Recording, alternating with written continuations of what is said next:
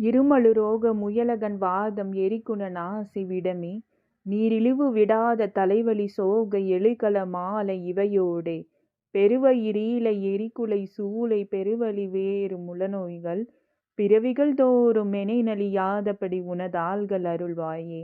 வருமொரு கோடி அசுரர் பதாதி மடி அநேக இசைப்பாடி வருமொரு கால வைரவராட வடிசுடர் வேலை விடுவோனே. தருநிழல் மீதில் உறைமுகிலூர்தி தருதிருமாதின் மணவாளா சலமிடை பூவின் நடுவினில் வீறு தனிமலை மேவு பெருமாளே.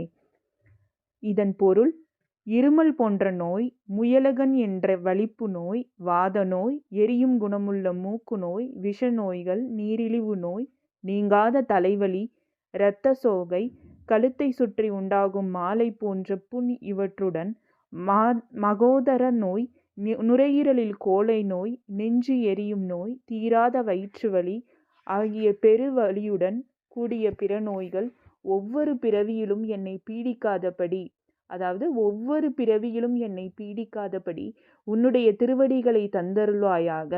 உன்னை எதிர்த்து வந்த கோடிக்கணக்கான அசுரர்களின் காலற்படை இறந்து படவும், அநேக வீர பாட்டுக்களை பாடிக்கொண்டு வந்த ஓர் கால பைரவர் போர்க்களத்தில் நடனமாடவும், கூரிய ஒளி வீசும் வேலை செலுத்தியவனே, கற்பக விருட்சங்களின் நிழலில் வசிக்கும் மேக வாகனன் இந்திரன் வளர்த்த அழகிய பெண் தேவ யானையின் மணவாளனே, கடலால் சூழப்பட்ட இந்த புவியின் மத்தியில் சிறப்போடு விளங்கும் திருத்தணிகை மலையில் வீற்றிருக்கும் பெருமாளே.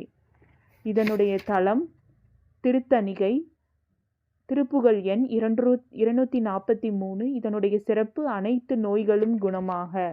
வேலும் மயிலும் துணை.